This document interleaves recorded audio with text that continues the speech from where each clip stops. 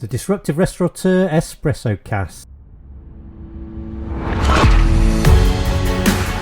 In today's socially connected and fast-paced world, you will want to succeed and stand out from the competition. Your host, Jonathan Butler, is an award-winning chef, restaurateur and author, and is known for shaking up the everyday within our highly competitive industry. Welcome to the Disruptive Restaurateur podcast.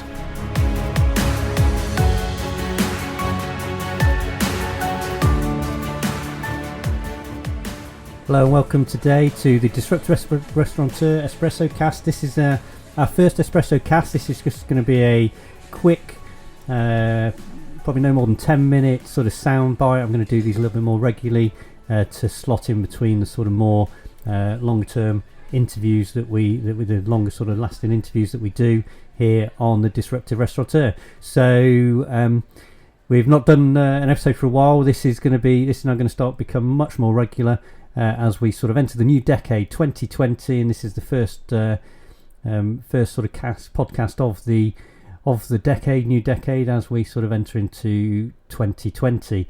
And I thought I'd kick this one off with just talking very, very briefly about sort of what trends we might see over the next the next sort of 12 months and beyond, really, because I think the next decade is going to be really, really exciting, like the last decade was.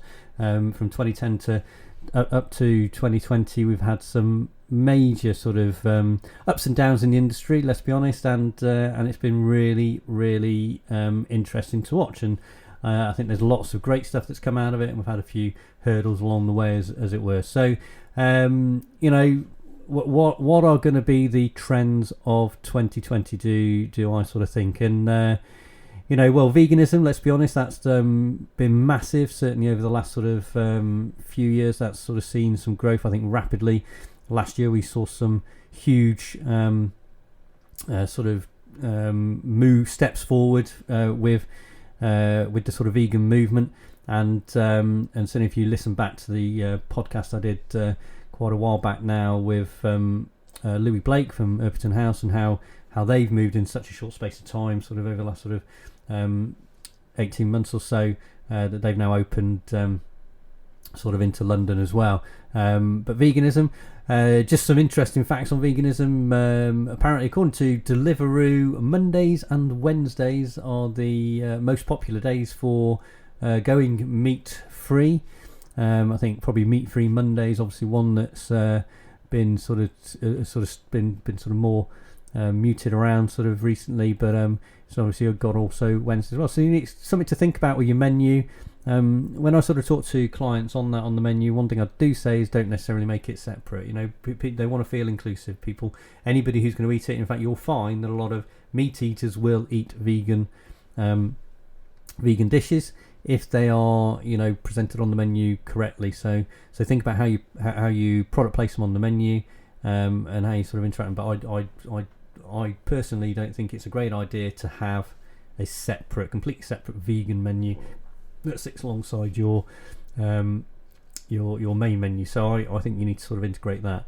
Another trend that I think is we're certainly, again, we've seen a big launch in the last sort of week of Brewdog has launched their first alcohol-free bar in London, and certainly alcohol-free is a non-alcoholic sort of products are again becoming more and more available. So it's almost the veganism and this becomes down to this lifestyle choices and healthier sort of choices. But what we're finding is younger diners, a younger sort of the younger market aren't drinking as much, and they want to see they want the options of those alternatives. I'm actually currently working with a client who is opening up a completely dry restaurant. So again, this is a huge opportunity in marketplace, and obviously with the likes of Seedlips and all these sort of different now sort of these distilled spirits that are available,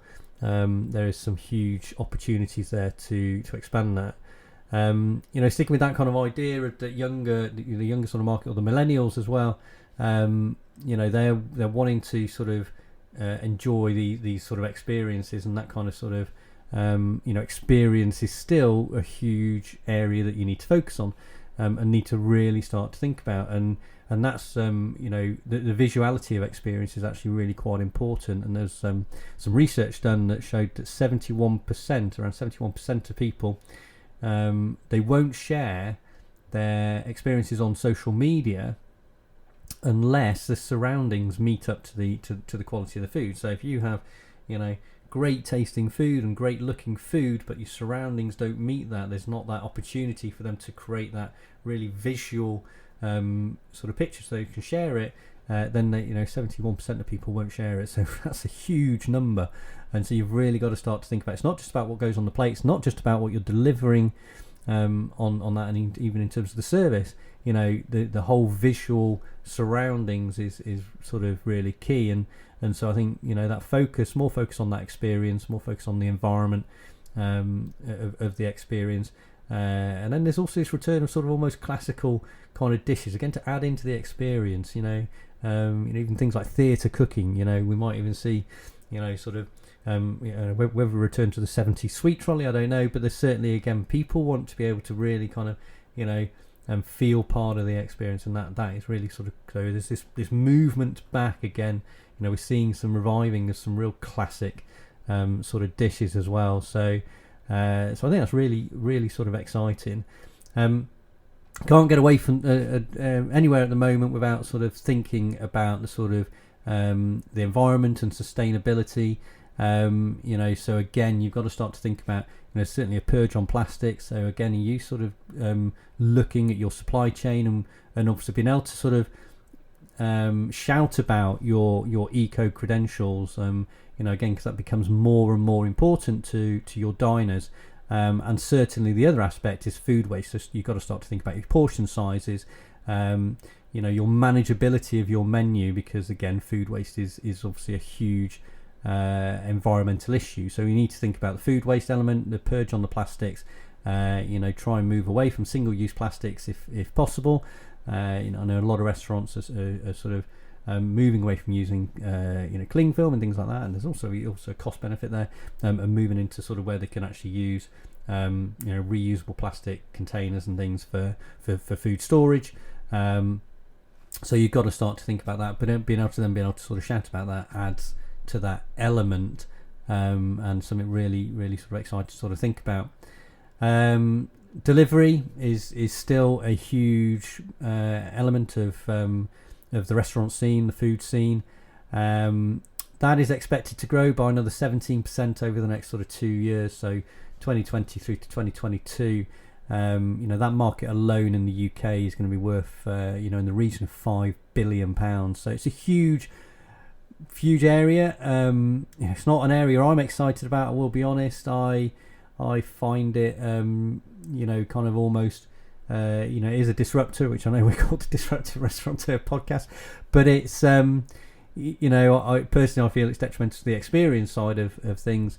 You as a restaurateur, you want people to come into your business to taste your food, to get that experience, that element and everything else, and once you pass your product onto a delivery company, I think you lose that, and for me it's a little conflicting, but you've got to be aware of the market. A £5 billion marketplace is huge, so think about your product, think about how it can be refined to work well in the delivery market, and how you can make that, improve that, and really make it work for you, because I think that's where a lot of restaurateurs are failing, is that they're just sort of taking the dishes and yeah, we can do that, and off it goes. But I think actually what you've got to do is refine that element, that process, to get the delivery aspect working. And finally, let's say 10 minutes soon flies by, doesn't it? So finally, think about sort of family friendly dining. Quite interestingly enough, is millennials in the UK over the next sort of 5 years are going to make up 83% of the UK parent population, and that's really quite interesting, because millennials have eaten out more than their parents. They've grown up in that environment where they can the dining out is certainly more what they want to do more of, but they're going to become parents. So I think what they're going to be looking for is more adventurous kids menus. They're very adventurous in their food anyway. They've had all these influences and from around the world that have sort of hit high streets over the last sort of 10, 15 years, 20 years, and they're going to be the ones who are sort of going to want to be able to pass that on through to their kids. So they're going to want their kids to be more adventurous in their eating habits. So that's something you got to think about. So very, very quick fire. Hopefully you got something out of that. Let's say we're going to do more of these espresso casts, I'm going to call them, for the Disruptive Restaurateur.